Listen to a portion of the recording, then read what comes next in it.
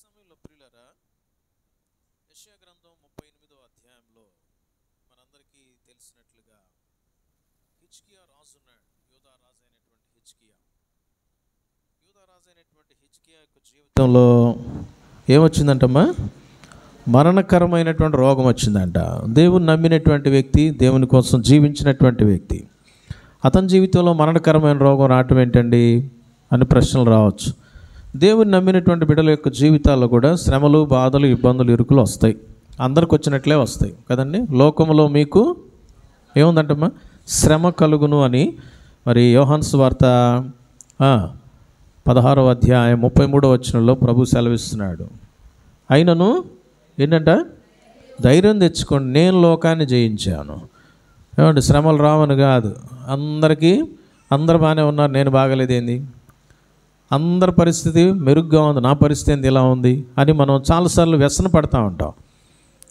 ఆ విధంగా వ్యసన పడుతున్నప్పుడు ఒకసారి ఒక రాత్రి వేళ నేను ఎంతో బాధపడుతూ, ఏంది ప్రభువా, అందరు బాగానే ఉన్నారే, అందరూ ఉన్నత స్థితిలోకి వెళ్ళిపోతున్నారే, నా పరిస్థితి ఏంటి అని నేను గుంటూరులో పెళ్ళి కాకముందు అనమాట ఒకసారి కొన్ని నా ముందున్న పరిస్థితులను బట్టి ప్రార్థన చేస్తూ ఉంటే, ఆ రోజు రాత్రి చదవవలసిన లేఖన భాగం ద్వారా కీర్తనల భాగంలో ప్రభు మొట్టమొదటి మాట ద్వారా నాతో మాట్లాడాడు. ఒక కీర్తనలో ఏమన్నాడు తెలుసండి?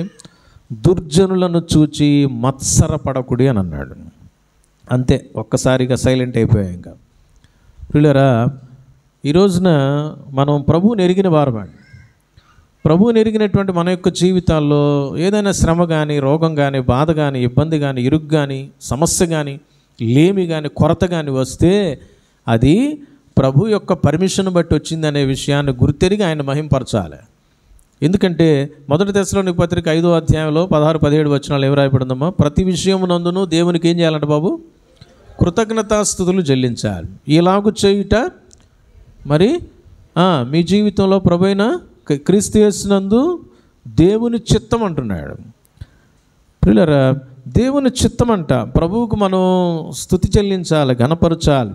మనం ప్రభువుని గుర్తెరిగితే జాగ్రత్తగా మన ప్రతి పరిస్థితిలో ప్రభువుని మనం ఘనపరుస్తాం. ప్రియులారా, ఇక్కడ హిజ్కియాకు మరణకరమైన రోగం కలిగిందంట. ఈ విషయాన్ని మరి భక్తుడైన ప్రవక్త అయిన యెషయా వచ్చి చెప్తున్నాడు. ఏమని చెప్తున్నాడు చూడండి. అక్కడ 38వ వచనం, యెషయా గ్రంథం 1వ వచనం. అతని యొద్దకు వచ్చి, నీవు మరణమవుచున్నావు, బ్రతుకవు గనుక నీవు నీ ఇల్లు చక్కబెట్టుకొనుమని యెహోవా దేవుడు చెప్పాడంటే. ఏం చెప్పాడో తెలుసండి? బాబు, నీ పని అయిపోయింది, ఇంకా నువ్వు చచ్చిపోతావు, నువ్వు బ్రతకవు కాబట్టి నీ ఇల్లు ఏం చేయాలా? చక్కబెట్టుకోవాలి. యెషయా యొక్క జీవితంలో దేవుడు మరి ఎంతగానో తన పక్షా నుండి కార్యాలు చేసినటువంటి వాడిగా మనం బైబిల్ గ్రంథంలో గమనించవచ్చు ప్రియులారా. మరి ముఖ్యంగా ఒకసారి ఈ యొక్క హిజ్కియా యొక్క జీవితాన్ని మనం కనుక గమనించినట్లయితే చూడండి, మనం రెండవ రాజుల గ్రంథం 18వ అధ్యాయాన్ని గమనిస్తే, 2వ రాజులు 18వ అధ్యాయం 1వ వచనం నుంచి నేను చదువుతాను, గమనించండి ప్రియులారా. 2వ రాజులు 18వ అధ్యాయం 1వ వచనం. ఇశ్రాయేలు రాజును ఏలా కుమారుడునైన హోషే ఏలుబడిలో 3వ సంవత్సరమందు యోధారాజును ఆహాజు కుమారుడునైన హిజ్కియా ఏలనారంభించను. అటు ఇశ్రాయేలుకేమో హోషేయ ఏలుబడిలో ఉంటుండగా ఏలా కుమారుడు. ఇక్కడ యోధాకి ఎవరంట? ఆహాజు కుమారుడైన హిజ్కియా పరిపాలించడం ప్రారంభించాడు. చూడండి 22వ వచనం. అతడు ఏలనారంభించినప్పుడు 25 ఏండ్ల వాడై, ఎన్ని సంవత్సరాలంటమ్మా? 25 ఇయర్స్కే కింగ్ అయ్యాడు ఆయన. 25 ఏళ్ళకి కింగ్ అయ్యాడు యోధాకి. యెరూషలేమునందు 29 సంవత్సరాలు ఏలాడంట. 29 సంవత్సరాలు ఏలాడు. అతని తల్లి జకర్యా కుమార్తె, ఆమెకు అబి అని పేరు. తన పితరుడైన దావీదు చేసినట్లు అతడు యెహోవా దృష్టికి పూర్ణముగా నీతిని అనుసరించను. ఉన్నత స్థలములను కొట్టివేసి, విగ్రహములను పగులగొట్టి, దేవతా స్తంభములను పడగొట్టి, మోషే చేసిన ఇత్తడి సర్పమును చిన్న భిన్నములుగా చేశాను. దానికి ఇశ్రాయేలీయులు నెహుష్టాను పేరు పెట్టి దానికి ధూపం వేయిచు వచ్చి ఉండే. అతడు ఇశ్రాయేలీయుల దేవుడైన యెహోవా యందు విశ్వాసముంచినవాడు. ప్రియులారా, అతని తర్వాత వచ్చిన యోధా రాజుల్లోనూ అతని పూర్వీకులైన రాజుల్లోనూ అతనితో సమమైన వాడు ఒకడును లేడు. అతడు యెహోవాతో హత్తుకొని ఆయనను వెంబడించుటలో వెనుక తీయక ఆయన మోషేకు ఆజ్ఞాపించిన ఆజ్ఞలన్నిటినీ గైకొనుచుండెను. కావున యెహోవా అతనికి తోడుగా ఉండెను. తాను వెళ్ళిన చోటనెల్లా అతడు జయము పొందెను. ప్రియులారా, ఈ మాటలు ఎందుకు చదివాను అన్నట్లయితే, హిజ్కియా యొక్క బ్యాక్గ్రౌండ్ ఒకసారి కనుక మనకు తెలిస్తే, హిజ్కియాకు ముందు ఉన్నటువంటి రాజులు కానీ హిజ్కియా తర్వాత వచ్చినటువంటి రాజులు కానీ నిజంగా ఇతనితో సమమైనటువంటి వాడు ఎవడు లేడంట. ఇతని యొక్క జీవితాన్ని గురించి ఒక్క మాటలో ప్రభు ఏం చెప్తున్నాడంటే, తన పితరుడైన దావీదు వలె పూర్ణంగా దేవుని దృష్టికంట ఎట్లా నడిచాయంట, చక్కగా నడిచినట్లుగా తెలియపరచబడుతోంది 3వ వచనంలో. దావీదు చేసినట్లు అతడు యెహోవా దృష్టికి పూర్ణముగా నీతిని అనుసరించాడంట. ప్రియులారా, ఇత్తడి సర్పాలని చిన్నాభిన్నం చేసి పడేసాడు. అంతేకాకుండా ఏం చేశాడండి, దేవుని యందు నమ్మకం ఉంచాడంట, దేవుణ్ణి హత్తుకొని జీవించాడంట, దేవుడిచ్చిన ఆజ్ఞలన్నిటినీ గైకొంటా ఉన్నాడంట. అందుకే దేవుడు తోడుగా ఉన్నాడు. దేవుని తోడును కోల్పోలా. అంతటి బలమైన సాక్ష్యం కలిగినటువంటి హిజ్కియా. ప్రియులారా, మనం యెషయా గ్రంథాన్ని ఒకసారి మళ్ళీ వెనక్కి మనం వచ్చేసినట్లయితే, మనం 38వ అధ్యాయంలో మనం హిజ్కియా యొక్క జీవితాన్ని చూస్తున్నాం. దేవుడి దగ్గర నుంచి మెసేజ్ వస్తూ ఉంది, నీ ఇల్లు చక్కబెట్టుకోవాలి అని. అంతకుముందు మనం 36వ అధ్యాయాన్ని 37వ అధ్యాయాన్ని యెషయా గ్రంథంలో గమనిస్తే, హిజ్కియా యొక్క జీవితంలో అష్షూరు రాజు దగ్గర నుంచి మనుషులు వచ్చి నానా రకాలుగా మాట్లాడి ఎంతగానో అవమానపరిచి తన వారిని హింసించి చిట్ట చివరకు అష్షూరు రాజు అయిన సన్హెరీబు సైతం యుద్ధం చేయటానికి మోహరించినప్పుడు దేవుడు ఏం చేశాడో మనందరికీ తెలుసు. ప్రియులారా, మరి హిజ్కియా ప్రార్థన చేసినప్పుడు సన్హెరీబు కానీ రబ్షాకే కానీ వేసిన రంకెలు వీటన్నిటినీ దేవుడు చెప్పాడు, అవన్నీ నేను విన్నాను, వాళ్ళందరిని చూసి భయపడొద్దు అని ప్రభు వారితో యుద్ధం చేశాడు. ప్రియులారా, దరిదాపుగా 1,80,000 మందిని యెహోవా దూత వచ్చి హతం చేసినట్లుగా చూస్తాం. అంతేకాదు, అష్షూరు రాజు అయినటువంటి సన్హెరీబు తన యొక్క మరి ఇంటి దగ్గర, ప్రియులారా, తన యొక్క దేవత యొక్క దేవాలయంలో ఆయన ఆరాధన చేస్తున్నప్పుడు వెనక నుంచి వాళ్ళిద్దరు కుమారులు వచ్చేసి సొంత తండ్రిని చంపేస్తారు. ప్రియులారా, గమనించండి, దేవుడు ఎంతగా హిజ్కియా పక్షాన ఉన్నాడో. ఏమండి, ఇవన్నీ 37వ అధ్యాయం వరకు చెప్పబడతా ఉన్నాయి యెషయా గ్రంథంలో. 38లో స్టార్టింగే ఎత్తుకుంటే హిజ్కియాకు మరణకరమైన రోగం వచ్చింది. దేవుడు ఎంతగా తోడుగా ఉన్నాడు, దేవుడు ఎన్నో అద్భుతాలు చేస్తున్నాడు, జయాలు ఇస్తున్నాడు. అష్షూరు రాజు చేతిలో చుట్టుపక్కల ఉన్న దేశాలన్నీ ఓడిపోయినాయి. వాళ్ళందరూ కూడా తలలో ఉంచేశారు ఆయన కింద. కప్పం కట్టడానికి సిద్ధపడ్డారు, ప్రాణాలు కోల్పోవడానికి ఇష్టపడ్డారు. హిజ్కియాను కూడా వాళ్ళు డిమాండ్ అదే చేశారు, అరే మీ దేవుడు కూడా చేతగానోడరా బాబు, మిగిలిన వాళ్ళ యొక్క దేవీ దేవతలు అందరూ కూడా మమ్మల్ని ఏం చేయలేకపోయారు, మీ దేవుడు కూడా ఏం చేయలేడు అని చాలా హీనంగా మాట్లాడారు. అవన్నీ కూడా తట్టుకున్నాడు, ప్రభువుకు ప్రార్థన చేశాడు. ప్రభు అద్భుతమైనటువంటి విధంగా తన దూతను పరలోకం నుంచి పంపించి మరి అష్షూరీయుల యొక్క దండులో గొప్ప కార్యం చేశాడు. 1,80,000 మందిని మట్టు పెట్టేశాడు దేవుడు. ప్రియులారా, రాజును కూడా హతమార్చాడు. తన సొంత బిడ్డల ద్వారా తనకు మరణం వచ్చేట్టు చేశాడు. ఇవన్నీ జరిగినాయి. ఇంతగా దేవుడు తన పక్షాన ఉంటుండగా దేవుడు మాట్లాడుతున్న మాటలు నాకు చాలా ఆశ్చర్యం కల్పించినాయి. ఇంత చక్కగా ఉన్నాడు, దేవుల్లో ఉన్నాడు, పర్ఫెక్ట్గా ఉన్నాడు, ఆయనకు మరణకరమైన రోగం ఎందుకు రావాలండి? అవసరంలా.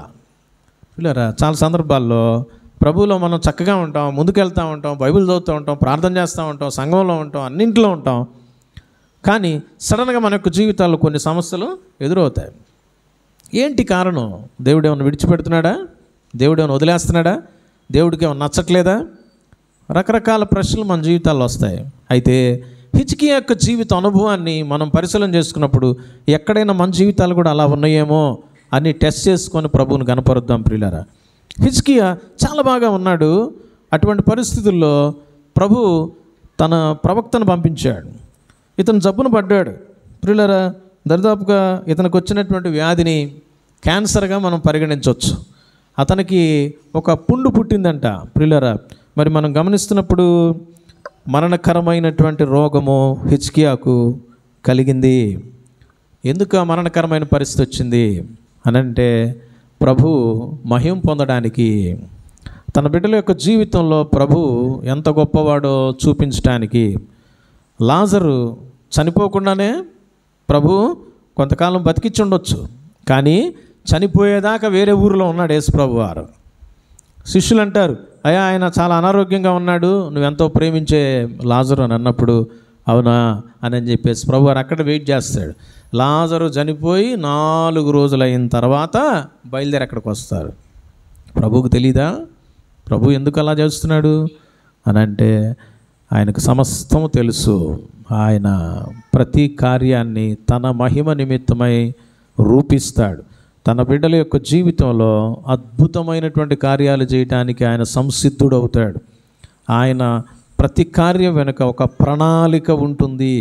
నీకు నాకు ఒక లెక్కపత్రం ఉండదు, నీకు నాకు ఒక లెక్కలేనితనంగా ఉంటాం, నీకు నాకు ఒక ప్లాన్ అనేది ఉండదు. కానీ దేవుణ్ణి మనం ప్రశ్నించలేం ప్రియులారా. దేవుడు ప్రతిదీ ప్లాన్ ప్రకారమే చేస్తాడు, ప్లాన్ ప్రకారమే చేస్తాడు. హిజ్కియా యొక్క జీవితంలో రోగం రావడం కూడా ప్రభు యొక్క ప్రణాళికే, ప్రభు యొక్క ప్రణాళికే. అయితే రోగం వచ్చింది, ప్రభు హెచ్చరిక స్టార్ట్ అయింది. వచ్చాడు ఎవరండి? భక్తుడైనటువంటి యెషయా వచ్చాడు. యెషయా వచ్చి ఏం చెప్తున్నాడు తెలుసండి? ఏం చెప్తున్నాడమ్మా? నీవు మరణమవుతున్నావు, బ్రతకవు కాబట్టి నీ ఇల్లు చక్కబెట్టుకో. నీ ఇల్లు ఏం చేయాలంటమ్మా? చక్కబెట్టుకోవాలి. ఇల్లు చక్కబెట్టుకోవాలంట. అర్థమైందమ్మా? ఇల్లు చక్కబెట్టుకోవాలి అంటే అర్థం ఏంటండి? ఇంట్లో ఉన్నటువంటి నీ బిడ్డలందరిని చక్కబెట్టుకో, నీ పరిస్థితులను చక్కబెట్టుకో, నీ జీవితం అనే ఇంటిని చక్కబెట్టుకో, నీ యొక్క ప్రవర్తనను చక్కబెట్టుకో.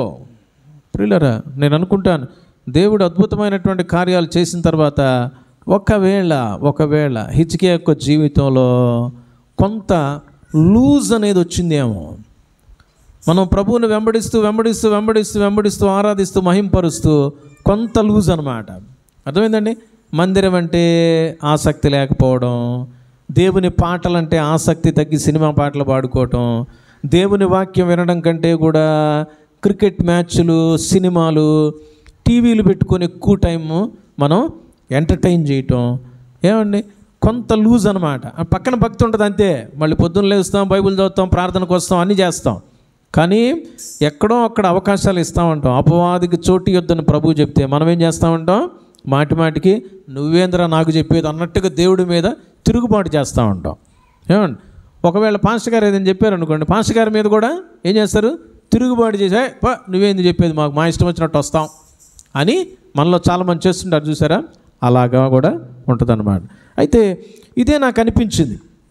హిజ్కియా యొక్క జీవితంలో ప్రియులారా, ఇల్లు చక్కబెట్టుకో అంటున్నాడు. అంటే అర్థం ఏంటి? ప్రభువుకు అన్నీ తెలుసు కదా. అయ్యా నువ్వు చనిపోబోతా ఉన్నావు కాబట్టి నువ్వేం చేయాలి తెలుసా? ఇల్లు చక్కబెట్టుకోవాలి. అంటే ఇల్లు ఎలా ఉంది? ఇల్లు ఎలా ఉందంట? ఆల్రెడీ చక్కగా ఉంటే చక్కబెట్టుకోవాల్సిన పని లేదు కదమ్మా. కానీ ప్రభు తెలియపరుస్తున్నాడు, నువ్వు అనుకుంటున్నావు ఇల్లు చక్కగా ఉంది, నువ్వు అనుకుంటున్నావు నీ ఆత్మీయ జీవితం చాలా పర్ఫెక్ట్గా ఉంది, నువ్వు అనుకుంటున్నావు నువ్వు డైరెక్ట్గా హెవెన్కి వెళ్ళిపోతావు అనుకుంటున్నావు, నువ్వు అనుకుంటున్నావు నువ్వు నీ బిడ్డలు అందరూ కూడా ఉన్నత స్థితిలోకి వెళ్ళిపోతారు, ఇక మాకు తిరుగులేదు అనుకుంటున్నావు.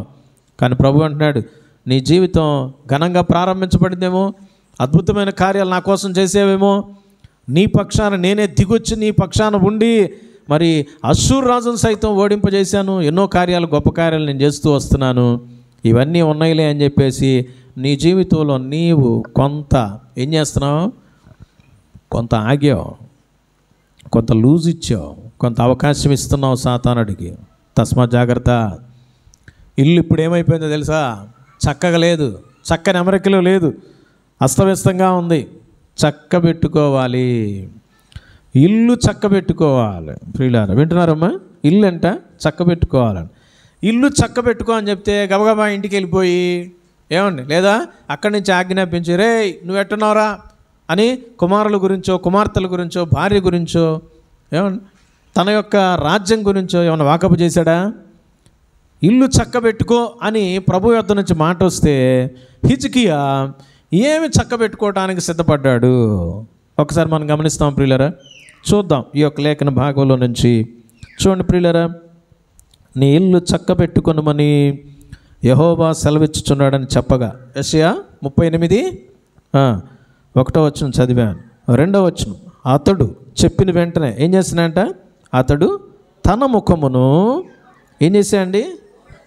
గోడ తట్టు త్రిప్పుకున్నాడు. మొట్టమొదట ఆయన చేసిన పని ఏంటమ్మా? నీ ఇల్లు చక్కబెట్టుకోరా బాబు అని చెప్తే, ఏమ్మా వింటున్నారా వెనకోళ్ళు? ఇల్లు చక్కబెట్టుకో అని దేవుడు భక్తుని ద్వారా సెలవిస్తే హిజ్కియా ఏం చక్కబెట్టుకుంటున్నాడమ్మా? తన జీవితాన్ని చక్కబెట్టుకోవడానికి సిద్ధపడతాం అన్నాడు. కాబట్టి ఇల్లు చక్కబెట్టుకో అనేటువంటి మాట హిజ్కియా యొక్క జీవితం అనే ఇల్లును చక్కబెట్టుకునే విషయమై ప్రభు యొక్క హెచ్చరికగా ఉంటున్నట్లుగా చూస్తూ ఉన్నాం. హిజ్కియా వెంటనే ఏం చేస్తున్నాడండి? గోడ తట్టు నేను అనుకుంటాను యెరూషలేము గోడ తట్టు. ఏమన్ దానియేలు గనక మరణ శాసనం బయలుదేరింది. ఎవడైతే నెల రోజుల వరకు రాజుగారికి తప్ప ఇంకెవరో దేవీ దేవతలకైనా ఎవరికైనా ప్రార్థనలు చేస్తారో వాళ్ళు ఎక్కడికి వెళ్తారంట? ఎక్కడికి వెళ్తారమ్మా? ఏమ్మా కొన్ని 100 సార్లు చెప్పున్నాను. ఎక్కడికి వెళ్తారమ్మా? సింహాల గుహ లేకపోతే అగ్నిగుండమా? సింహాల గుహలో పడతారని చెప్పేసి ఒక శాసనం బయలుదేరితే ఆయన ఇంటికి వచ్చి ఏం చేశాడమ్మా? దానియేలు పుస్తకం 6:10 తన యొక్క ఇంటి పై గది కిటికీలంట యెరూషలేము తట్టు తెరచి ఉన్నాయంట. తెరచి ఉంచాడు అక్కడి నుంచి సహాయం పొందుకునే నిమిత్తమై. ప్రియులారా, గోడ తట్టు తిరిగాడు. ఒక రకంగా దేవుని తట్టు తిరిగాడు. అప్పటి వరకు సంభవించిన విజయాలను బట్టి, తను సంపాదించుకున్న సమస్తాన్ని బట్టి, ఒకవేళ ఎక్కడైనా ఇవన్నీ నాయే కదా, నేనే సంపాదించుకున్నాను కదా, నా శక్తి కదా, నా బలం కదా, నా జ్ఞానం కదా, నా యుక్తి కదా, నా వారు కదా, నా భార్య, నా భర్త, నా పిల్లలు, నా ఇల్లు, నా మందిరం, నాది నాది నాది నాది అనే తత్వంలో ఊగిపోతా ఉన్నాడేమో. నాది నాది నాది అంటూ నీ వైపు తిరిగావా? లోకం వైపు తిరిగావా? ఎవరి తట్టు తిరుగున్నావు? ఈరోజున ప్రభు చెప్తున్నాడు, నిన్ను నీవు చక్కబెట్టుకోవాలి. చక్కబెట్టుకోవడానికి ఏం చేయాలో తెలుసా? You need to turn to God's side. దేవుని తట్టు తిరగాలండి. అదేందయ్యా నేను దేవుని దగ్గరే ఉన్నాను కదా అంటే, ఇది దేవుడు చెప్తున్నాడు, నా మాట కాదు ఇది. హిజ్కియా చక్కగా ఉన్నాడు, హిజ్కియా అద్భుతంగా ఉన్నాడు, హిజ్కియా జీవితంలో దేవుని కార్యాలే ఉన్నాయి. కానీ మరణకరమైన రోగం వచ్చింది. ఎందుకు దేవుడు పెట్టాడనంటే, ఆ సమస్యలో సైతం నా వైపే నువ్వు తిరగాల. అర్థమైందమ్మా? దేవుడు ఆశీర్వాదాలు ఇస్తూ పోతున్నాడు. 100వ సంవత్సరం వచ్చేటప్పటికల్లా అబ్రహాం కుమారుడు కూడా ఇచ్చాడు. కుమారుడు పెరిగి పెద్దోడు అవుతా ఉన్నాడు, అన్నీ సమకూర్చుకుంటా ఉన్నాడు, నెమ్మదిగా డెవలప్ అవుతూ ఉన్నాడు అబ్రహాం. సడన్గా ఒకరోజు కుర్రోడు యవ్వనస్తుడైపోయాడు. ఏమండి, సడన్గా ఒకరోజు దేవుడు ఏమన్నా అంటే ఆదికాండం 22వ అధ్యాయంలో, అయ్యా అబ్రహాము బాగున్నావా అన్నాడు. ప్రభా బాగున్నాను ప్రభా. ఒక్క నిమిషం ఆగు, నా పిల్లోడికి ఇదిగో టవల్ కట్టొస్తా, స్నానం చేపించి వస్తా, ఆ పని చేసి వస్తా అంటే కుర్రోడితో అటాచ్మెంట్ ఎక్కువైపోతాం. దేవుడు అంటున్నాడు, నువ్వు బాగా ప్రేమిస్తున్నావు కదా నీ కుమారుణ్ణి, నా కోసం బలిస్తావా అన్నాడు. ఏం ప్రభా ఏం చెప్తున్నావు? బలి ఇవ్వాలయా? బలియా అంటే ఇప్పుడు దాకా నువ్వు కోళ్ళు కుక్కల్ని వాటిని బలిచ్చావు కదయా, ఇప్పుడు నీ కొడుకుని నీ చేతులతో చంపేయాలి, నా కోసం ఇస్తావా అన్నాడు. అబ్రహాము ఎట్టాగో ఓకే ప్రభు అన్నాడు. చూస్తున్నాడు దేవుడు. ఎందుకే బలి అడిగింది? కుమారుడు పుట్టేంతవరకు బాగానే ఉన్నావు, కుమారుడు పుట్టిన తర్వాత నీ అటాచ్మెంట్ ఎలా ఉంది దేవునితో అంటే, ప్రభు చాలా సందర్భాల్లో ఎలా ఉంటాయంటే, దేవుని బిడ్డల విషయంలో ఎలా చేస్తాయంటే, నీకు అన్నీ ఇస్తూ ఉంటాడు. దేవుని భక్తి బాగా ఉంది. ఏదైనా ఇవ్వనప్పుడు కూడా నువ్వు ఆయన పట్ల భక్తే కలిగి ఉంటావా? నీ ఆరోగ్యం అంతా బాగుంది, చక్కగా ఉంది. ఆరోగ్యం అంతా బాగున్నప్పుడు దేవుని మహింపరుస్తున్నావు. బాబు చక్క కూర్చోనండి, చక్క కూర్చో. ఇదే చెప్తుంది వాక్యం, చక్క పెట్టుకోవాలండి ప్రవర్తన. ఏం చేయాలి? సడన్గా అనారోగ్యం వచ్చింది, అనారోగ్యంలో కూడా నా కోసం నిలబడతావా? అనారోగ్యంలో కూడా నా వైపే చూస్తావా, లోకం వైపు చూస్తావా, దేవుని వైపు నుంచి తల తిప్పేసుకుంటావా? లేకపోతే ఏమండి, రోగంతో బాధపడతా ఉన్నటువంటి సమయంలో భక్తుడైనటువంటి మరి యెషయాను పంపించి దేవుడు మాట్లాడుతున్నాడు. హిజ్కియా, నీళ్ళు చక్కబెట్టుకో. వెంటనే తను చక్కబెట్టుకోవడానికి సిద్ధపడ్డాడండి. ఏమనుకోలా. ఏంది నీ సంగతి? ఏమనుకున్నాను? ప్రవక్త రాజుతో మాట్లాడే పద్ధతి అనేది నా ఇల్లు చక్కబెట్టుకోవాలా ఏందయ్యా అని అంటున్నాడా? దేవుడికి ఆ మాత్రం తెలీదా అని ఏమైనా రెట్టిస్తున్నాడా? రెట్టిట్లా. తన జీవితంలో ఉన్నటువంటి పరిస్థితులను ఒక్కసారి చెక్ చేసుకున్నాడు. వెంటనే దేవుడి తట్టు తిరిగాడు. ఈరోజున ప్రియ దేవుని బిడ్డలారా, నీవు ఈ లోకంలో జీవిస్తున్నావు, నీ జీవితం కొనసాగుతూ ఉంది, నీ స్థితి గతి స్థిరపరచబడతా ఉంది. నువ్వు మొదట్లో ఉన్నటువంటి విధంగా దేవుని తట్టు తిరిగే అనుభవం ఉన్నావా? ప్రతి పరిస్థితిలో దేవుని వైపు తిరిగేటువంటి వ్యక్తిగా ఉన్నావా? దేవుని వైపు చూచే కన్నులు ఉన్నాయా? దేవునిపై ఆధారపడేటువంటి అనుభవం ఉన్నావా? ఎక్కడ తప్పిపోయావు? దేవుని తట్టు తిరగడం ఒకవేళ తగ్గించేసేవేమో. దేవుని తట్టు తిరుగుతున్నావు, బాగానే ఉంది, కానీ దేవుని తట్టు మొదట్లో బాగా తిరిగావు, బాగా ఇచ్చావు అవకాశం దేవుడికి, దేవుని వైపే చూస్తూ ఉన్నావు. ఇప్పుడు నీ చూపు మారిపోయిందేమో, నీ ఆలోచనలు మారిపోయినాయేమో. ఏమండి, ఇక నేను నా అంతటా నేను అన్నీ చేసేసుకోగలను, దేవుడు అక్కర్లేదు అన్నట్టుగా నీ లైఫ్ వెళ్ళిపోతూ ఉందేమో. అందుకే దేవుడు నీ మీద ఉన్న ప్రేమతో నిన్ను సరిచేయడానికి ఇష్టపడతా ఉన్నాడు. దేవుని తట్టు తిరగడం తగ్గించేసావా? బైబిల్ బాగా చదివేదానివి, మందిరానికి బాగా వచ్చేవాడివి, ప్రార్థన బాగా చేసేవాడివి. ఏమండి, ఈరోజున ఏమైంది? ఈరోజున ఎందుకు తగ్గిపోయింది? ప్రభు హెచ్చరిస్తున్నాడు, నా తట్టు తిరుగు. మలాకి గ్రంథం 3వ అధ్యాయం ప్రియులరా మనం గమనిస్తే 7-9 వచనాల్లో అక్కడ తెలియపరుస్తాడు. మీరు నా తట్టు తిరిగిన ఎడల నేను మీ తట్టు తిరుగుతానంటున్నాడు. మన ప్రవర్తన విషయంలో, మనం ప్రభువుకి ఇచ్చే విషయంలో అక్కడ మలాకి గ్రంథంలో ప్యూర్గా మీ తట్టు తిరగటం అంటే అర్థం ఏంటో చెప్తాడు అక్కడ. అయ్యా, మీరు దొంగతనం చేస్తున్నారు, నాకు ఇవ్వాల్సినటువంటి భాగాలన్నీ కూడా మీరే ఉంచుకుంటున్నారు, మీరే వాడేసుకుంటున్నారు, మీరే ఖర్చు పెట్టుకుంటున్నారు అని అక్కడ మాట్లాడతాడు.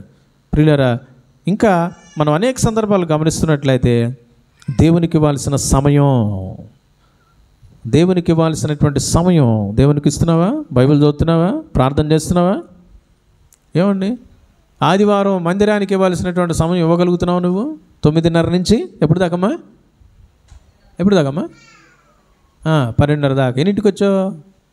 10 గంటలకి. అరగంట ఏం చేసావు? దేవుడు ఎక్కడక్కడ ఏడన్నా ఉద్యోగానికి పోయినప్పుడు మాత్రం మనం డబ్బులు అడుగుతాం. మొత్తం పని అంతా చేసావు, ఏం తగ్గించావు కదా? దేవుడికి ఇవ్వాల్సిన టైం, దేవుడితో స్పెండ్ చేయాల్సిన టైం ఇస్తున్నావా? ఇల్లు చక్కబెట్టుకోవాలి ప్రియులరా. గోడ తట్టు తిరిగాడంట, ప్రభు తట్టు తిరిగాడు. ఈ రోజున ఎన్నిసార్లు నీవు తప్పి తిరుగుతున్నావు? దేవుని తట్టు తిరుగుతున్నావా? అనగా ప్రార్థనా జీవితం కావాలి, ప్రభుపై ఆధారపడేటువంటి జీవితం కావాలి, ప్రభువును ఆనుకోవాలి, ప్రభువే సమస్తం అని చెప్పేసి ఆయన మీదే నువ్వు ఆశ పెట్టుకోవాలి ప్రియులారా, ఆశ పెట్టుకోవాలి. హిజ్కియా ఆ పని చేశాడు. గోడ తట్టు తన ముఖాన్ని తిప్పుకున్నాడు. ఈ రోజున నీవు తిరుగుతావా? ఏమండి, తిరుగుతావా? ఒకసారి ప్రశ్నలు వేసుకొని నీ జీవితం ఎలా ఉందో ఒకసారి చెక్ చేసుకోవాలి ప్రియులారా. రెండవదిగా గమనిస్తున్నట్లయితే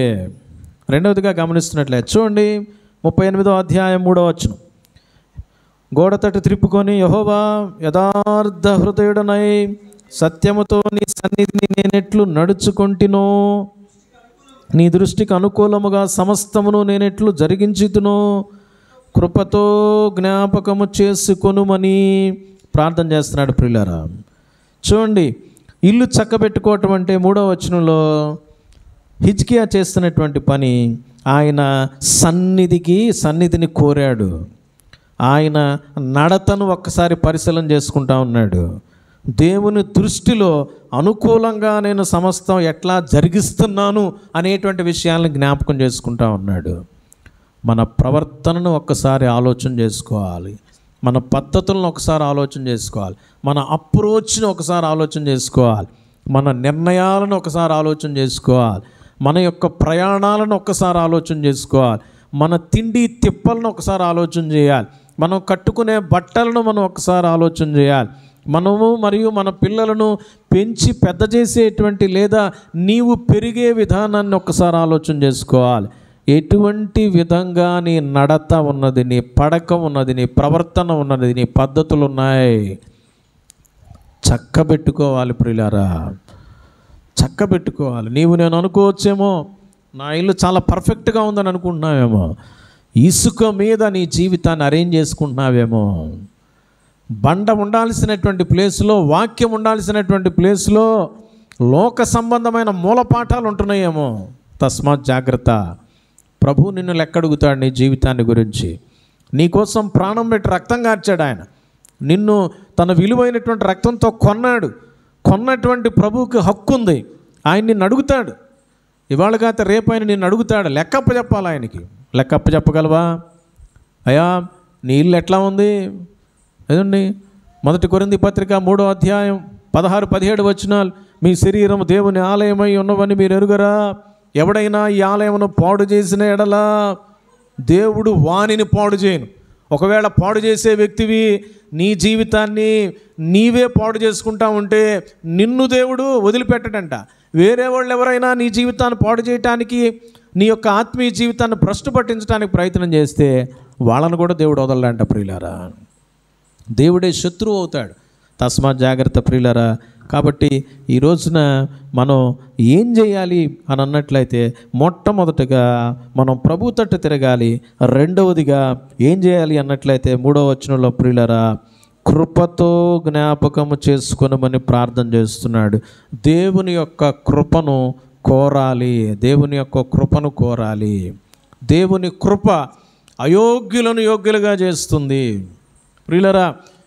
హిజ్కియా యొక్క జీవితం అద్భుతకరంగా కొనసాగుతూ ముందుకు వెళ్ళిపోతూ ఉన్నది. ఒక స్థితికి వచ్చేటప్పటికల్లా నేను యోగ్యుణ్ణి, నా దగ్గర ఇవి ఉన్నాయి అవి ఉన్నాయి, ఇక నాకు తిరుగులేదు అనేటువంటి అనుభవంలోనికి ఒకవేళ వెళ్ళాడేమో. అందుకే హిజ్కియా పశ్చాత్తాపడుతూ, అయ్యా నీ యొక్క కృపతో నన్ను జ్ఞాపకం చేసుకో అంటున్నాడు. కృప అనగా అయోగ్యులను యోగ్యులుగా చేసేది. ప్రియులారా, నేను ఇప్పుడు అయోగ్యుణ్ణి, నన్ను జ్ఞాపకం చేసుకో అన్నట్లుగా ప్రార్థన చేస్తున్నాడు. అంతకుముందు వరకు యెషయా భక్తుడు వచ్చి చెప్పేంత వరకు ఈ ప్రార్థన ఎందుకు చేయలా అని అంటే, తన్ను తానే యోగ్యుడిగా ఎంచుకుంటా ఉన్నాడేమో.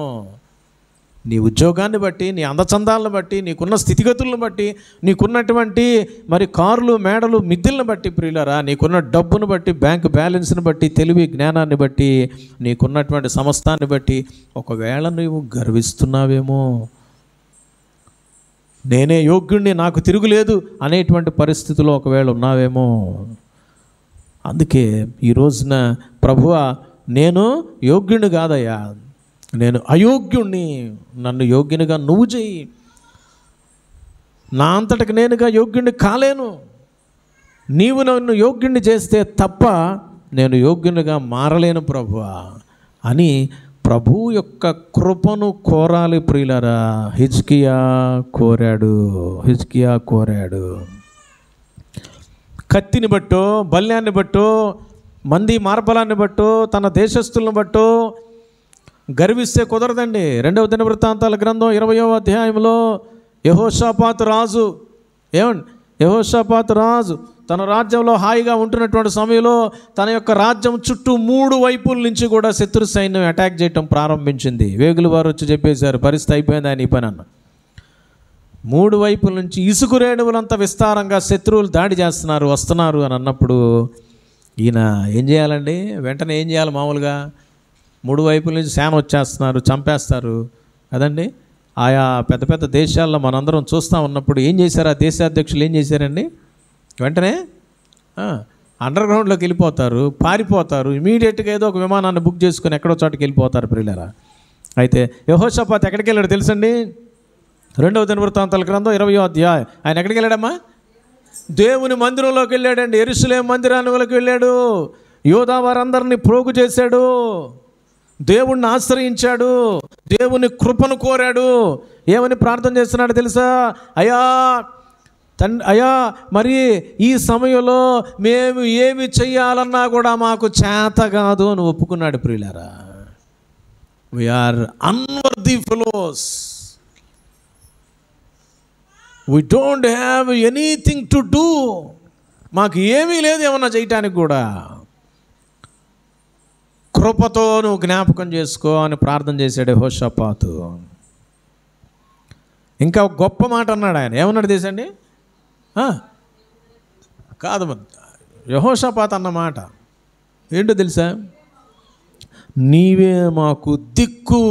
ఒక రకంగా ఏం చెప్తున్నాడు? ఆ దిక్కు ముక్కు లేని వాళ్ళమయ్యా మేము. ఇక మాకు ఎవడు లేడయ్యా మమ్మల్ని ఆదరించేవాడు, ఆదుకునేవాడు ఎవడు లేడు కదండి. ప్రభువుని వేడుకున్నాడు. ప్రభు శరణ వేడాడు. 73వ కీర్తన 25వ వాక్యం అనుసారంగా ఏం చేశాడండి? ఆకాశమందు నీవు తప్ప నాకెవరున్నారు, నీవు నాకుండగా ఈ లోకంలో ఉన్నది ఏదియో నాకు అక్కర్లేదన్నట్లుగా. ప్రియులరా, మరి ఏ విధంగా అయితే కీర్తనాకారుడు అంటున్నాడో అలా యెహోషాపాతు ప్రభువుని ఆశ్రయించాడు. ప్రభు కృపను కోరాడు. ఇక్కడ హిజ్కియా కూడా కృపతో జ్ఞాపకం చేసుకుంటున్నాడు. అయ్యా నేను ఉద్యోగం చేయలేను, అయ్యా నేను డబ్బు సంపాదించలేను, అయ్యా నేను ఈ విధంగా మరి కుటుంబాన్ని ముందుకు నడిపించలేను, ఇదిగో ఈ పని నేను చేయలేను, ఈ విధంగా చదవలేకపోతున్నా, ఈ విధంగా రాయలేకపోతున్నా, ఇవి గుర్తుపెట్టుకోలేకపోతున్నా, ఇలా అలా అని చెప్పేసి మన గురించి మనం ఎప్పుడైతే ప్రియులారా మన అయోగ్యతలను ఒప్పుకొని ప్రభు యొక్క కృపను కోరతామో ప్రభు మనలను జ్ఞాపకం చేసుకుంటాడు. కాబట్టి ఎక్కడెక్కడైతే నీవు నేనేం చేసేయగలను సమస్తం అని అనుకునే తత్వం ఉందో ఆ తత్వాన్ని పరిశీలన చేసుకొని చక్కపరుచుకోవాలి. ప్రియులారా, ప్రభు యొద్దకు వచ్చే విషయంలో, ప్రార్థన చేసే విషయంలో, నీవు ఆధారపడే విషయంలో నువ్వు చక్కపరుచుకోవాలి నీ జీవితాన్ని. అంతేకాకుండా నిన్ను నీవు తగ్గించుకొని ప్రభు యొక్క శక్తిని కోరేటువంటి విషయాన్ని నీవు ప్రియమైనటువంటి వాళ్ళరా చక్కబెట్టుకోవాలి. మూడవది, చివరిది మనం కనుక గమనిస్తూ ఉన్నట్లయితే చూడండి ప్రియులరా, ఏమంటున్నాడు? 3వ వచనం, 38వ అధ్యాయం 3వ వచనం.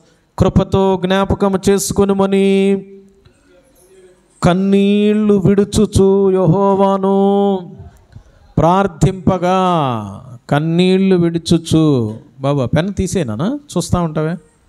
కన్నీళ్లు విడుచుచు ఏం చేశాడంటండి? ప్రార్థన చేశాడు. ప్రియులరా, కన్నీళ్లతో చేసినటువంటి ప్రార్థన నీకు నాకు మిస్ అయిందేమో ఈ రోజున. కన్నీరుందా? ఏమండి, డబ్బుల కోసం ఏడుస్తారు కొంతమంది, ఏమండి, ఇంకా ఆరోగ్యాల కోసం మనం ఏడుస్తాం కొంతమంది, ఇంకా ప్రియులారా పిల్లల కోసం ఏడుస్తాం, ఇంకా మన స్థితిగతి ఉన్నత స్థితిగా ఉండేటువంటి నిమిత్తమై కన్నీళ్ళు పెట్టుకుంటాం. ఏమన్నా ప్రియులారా, మన ప్రవర్తన సరిగా లేదు, చక్కబెట్టుకోవాలని ఎప్పుడైనా కన్నీళ్ళు పెట్టావా? కన్నీళ్ళు పెట్టావా? కన్నీళ్ళు ఉన్నాయా? అసలు నీ జీవితంలో కన్నీరుందా? నీ జీవితంలో కన్నీరుందా? కన్నీరు అడుగంటిపోయిందేమో ప్రియులారా. కన్నీళ్ళు లేనటువంటి నీ జీవితం ఒక ఎడారిగా ఉందేమో, ఎండమావిగా ఉందేమో. కన్నీరు కావాలి నీ వ్యక్తిగత జీవితంలో, నీ కుటుంబ జీవితంలో కన్నీటి అనుభవం కావాలి. కన్నీళ్లతో విత్తువాడు ఏం చేస్తాడంటమ్మా? సంతోషముతో పనులు మోసుకొని పోతాడంట. కన్నీళ్ళు ఉన్నాయా? కన్నీటితో ప్రార్థన చేస్తున్నావా? ప్రియులారా, లూకాసు వార్త 7వ అధ్యాయంలో మరి ఒక స్త్రీ ఏం చేస్తుందమ్మా? లూకాసు వార్త 7వ అధ్యాయం, లూకాసు వార్త 7వ అధ్యాయం చూడండి ప్రియులారా, 37వ వచనం నుంచి 37వ వచనం నుంచి గమనిస్తే, ఆ ఊరిలో ఉన్న పాపాత్మురాలైన ఒక స్త్రీ యేసు పరిసయ్యుని ఇంట భోజనమున కూర్చున్నాడని తెలుసుకొని ఒక బుడ్డిలో అత్తర తీసుకొని వచ్చి వెనుక తట్టు ఆయన పాదముల యొద్ద నిలువబడి ఏడ్చుచు కన్నీళ్లతో ఆయన పాదములను ఏం చేసిందంటమ్మా? కన్నీళ్లతో యేసయ్య పాదాలు తడిపింది. కన్నీళ్లతో యేసయ్య పాదాలు తడిపినటువంటి అనుభవం. నా జీవితాల్లో బాధలు ఇవ్వని కాదు, ఏమండి, ఎవరికి తగినన్ని బాధలు అన్నీ దేవుడు ఇస్తాడు. మనకి ఎన్ని అవసరమో అన్ని ఇస్తాడు దేవుడు. అయితే ఆ బాధల్లో, ఇబ్బందుల్లో నీవు కన్నీటితో ప్రభువుని అప్రోచ్ అవుతున్నావా? కన్నీటి ప్రార్థన ఉందా? ఏమండి, కన్నీటితో ఆయన పాదాలు కడిగేటువంటి పరిస్థితి ఉందా? ఒక్కరోజైనా కన్నీటితో ప్రార్థన చేసే అనుభవం నీకుందా? ప్రియులారా, ఎప్పుడైతే ప్రభువు చెప్పాడో నీ ఇల్లు చక్కబెట్టుకో అని, ఏమండి, అంతకుముందు ఎప్పుడైతే కన్నీటి ప్రార్థన అనుభవం, ప్రభువుని హత్తుకొని జీవించే అనుభవం ఉందో కదా, నాకు 2 రాజుల పుస్తకంలో మనం చూసాం. యెహోవాను హత్తుకొని జీవించినటువంటి అనుభవం ఉన్నటువంటి ఆయన తర్వాత కన్నీళ్ళు మిస్ అయిపోయాయేమో. ప్రభు ఎప్పుడైతే నీ ఇల్లు చక్కబెట్టుకో అన్నాడో, ఏమండి, కన్నీటి ప్రార్థనను మరలా తీసుకురావడానికి ఇష్టపడ్డాడు. అనవసరమైనటువంటి చెత్త మీద ధ్యాస పెట్టాను, అందుకే కన్నీళ్ళు రాలా. ఇప్పుడు ప్రభు మీద ధ్యాస పెడుతున్నా, ప్రభు యొక్క మాటల మీద ధ్యాస పెడుతున్నా, నా జీవితం తెలిసి, నా జీవితాన్ని గురించిన అనుభవాలు తెలిసి కన్నీళ్ళు వస్తున్నాయి. నా ప్రవర్తన చూసి ఏడుపు వస్తుంది. అయ్యో, ఇంత దౌర్భాగ్యుణ్ణి, ఇంత నాలో నీకు వ్యతిరేకమైనటువంటి విషయాలు ఉన్నాయని చెప్పేసేసి ప్రియులారా, మనల్ని మనం పరిశీలన చేసుకుంటాం, కన్నీళ్లు విడుస్తాం. కన్నీళ్లు విడిచి ప్రార్థన చేశాడు. కన్నీళ్లు విడిచి ప్రార్థన చేశాడు. ప్రియులారా, ఏమైంది? వెంటనే దేవుని యొక్క స్వరం మరలా వెనక్కి తిరిగి వచ్చింది. ప్రియులారా, చనిపోతావు అని చెప్పినటువంటి యేషయ్య మళ్ళా వెనక్కి తిరిగి వచ్చాడు. ఎందుకంటే దేవుడు మళ్ళా ఆయనతో మాట్లాడాడు. మరలా ఆయనతో ఏమని మాట్లాడాడండి? ఒకసారి మనం కనుక గమనించినట్లయితే ప్రియులారా, ఒకసారి మనం గమనించినట్లయితే చూడండి, అక్కడేమి రాయబడిందో, నీవు తిరిగి 5వ వచనం, దేవుడు అంటే సెలవిచ్చాయంట 4వ వచనంలో, నీవు తిరిగి హిజ్కియా యొద్దకు పోయి అతనితో ఇట్లనము, నీ పితరుడైన దావీదునకు దేవుడనైన యెహోవా నీకు సెలవిచ్చినదేమనగా, నీవు కన్నీళ్లు విడుచుట చూచాను. ప్రభువుకి కనబడిందంట. ప్రభువు కనబడాలి. ప్రియులారా, 3 విషయాలు చూసాం. గోడ తట్టి తిరిగావా? ఏమండి, మందిరం తట్టి తిరిగావా? మందిరంలోనే వచ్చి కూర్చున్నావా? నీవు మనుషులకు కనపడుతున్నావేమో, దేవుడికి కనపడాల నీ జీవితం. దేవుడు చూస్తున్నప్పుడు తన తట్టు తిరిగినట్లుగా ఆయనకు అర్థమైపోయింది. దేవుడు చూస్తున్నప్పుడు తన కృపను కోరుకుంటున్నట్లుగా అర్థమైపోయింది. దేవుడు చూస్తున్నప్పుడు తను కన్నీళ్లు విడవటం అర్థమైంది.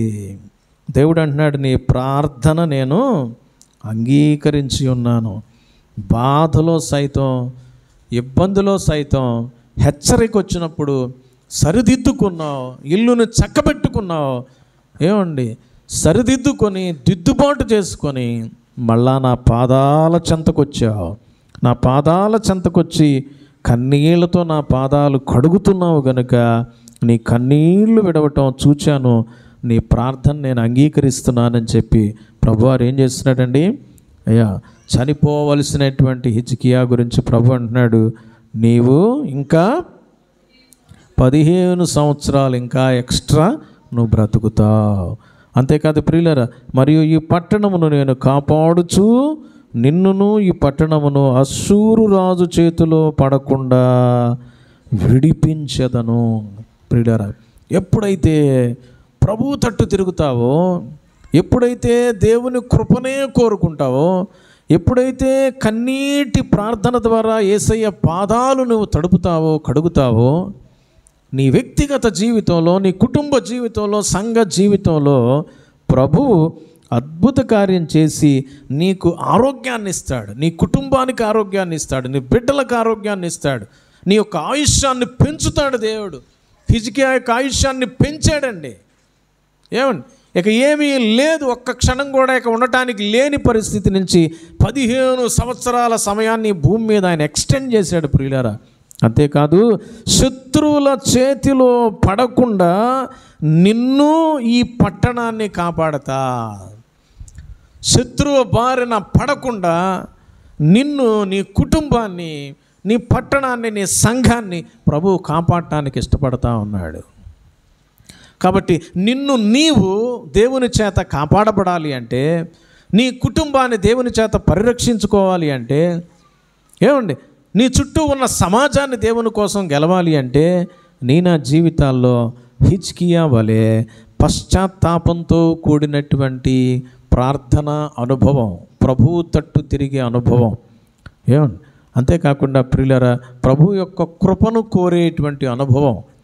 మూడవదిగా కన్నీటి ప్రార్థన అనుభవం నా జీవితాల్లో కనుక ఉన్నట్లయితే తప్పక హిజ్కియా వంటి అనుభవాన్ని ప్రభువు నీకు నాకు ఇస్తాడు. మనలను సాక్షులుగా నిలవబెడతాడు. ఎక్కడ తప్పిపోయాం, ఎక్కడ మనం ప్రక్కకు దొర్లాం, ఒక్కసారి పరిశీలన చేసుకుందామా? మన తప్పిదాలు ఒప్పుకొని విడిచిపెట్టి ప్రియులారా తీర్మానం చేసుకొని ప్రభు సన్నిధిలో బల్లలో యోగ్యముగా మనం చేయి వేస్తాం. తలలు వంచుదాం, కళ్ళు మూసుకుందాం. ప్రియులారా, మన జీవితాలు